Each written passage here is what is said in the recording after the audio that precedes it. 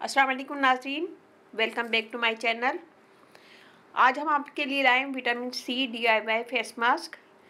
ये आपकी स्किन को फेयर करेगा, दाग धब्बे दूर करेगा, स्किन को ब्राइट करेगा और इससे स्किन में एक चमक नज़र आएगी।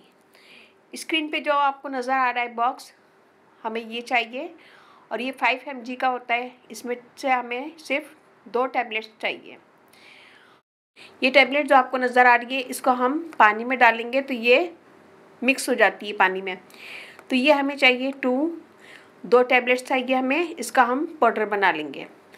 इससे हमारी स्किन की ड्राइनेस दूर होगी, फाइन लाइन दूर होगी, रिंकल्स जो स्किन पे पड़ जाते हैं वो ख़त्म हो गए, स्किन ब्राइट होगी और फेयर होगी।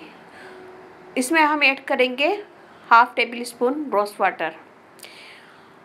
Half tablespoon rose water add करेंगे और रोज़ वाटर हमारी स्किन को स्मूथ करता है, फेयर करता है, दाग धब्बे दूर करता है और ये सारी स्किन वाले यूज़ कर सकते हैं।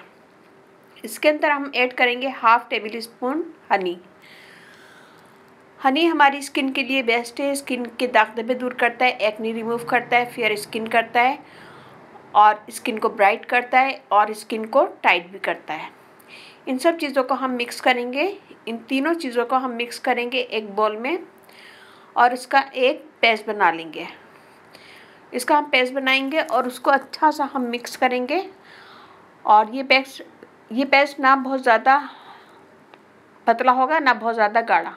इस पेस्ट को हम अपने चेहरे पे लगाएंगे, नेक पे लगाएंगे और लगाने के बाद 10 से 15 मिनट छोड़ देंगे।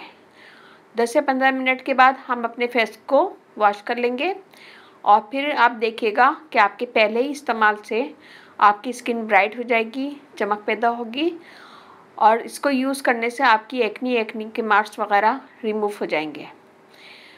तो पहले ही इस्तेमाल से आप खुद देखिएगा कि आपकी स्किन फेयर हो जाएगी, दाग धब्बे दूर होंगे और स्किन ब्राइट हो जाएगी। इस मास्क को आप कीजिएगा और मुझे बताइएगा कि कैसा लगा। ज़रा सी भी मेरी वीडियो अच्छी लगे थम्स अप कीजिएगा, कमेंट दीजिएगा। मेरी वीडियो को अपनी फैमिली फ्रेंड में शेयर करें और मुझे अगर आप फर्स्ट टाइम देख रहे हैं तो प्लीज़ मुझे सब्सक्राइब करें। इस चैनल पे आपको बहुत इजी आसान टिप्स मिलेंगी और मेरी वीडियो को अपनी फैमिली फ्रेंड में शेयर करें, मुझे सब्सक्राइब करवाएं। इसके साथ ही मुझे इजाज़त दीजिए। अल्लाह हाफिज़।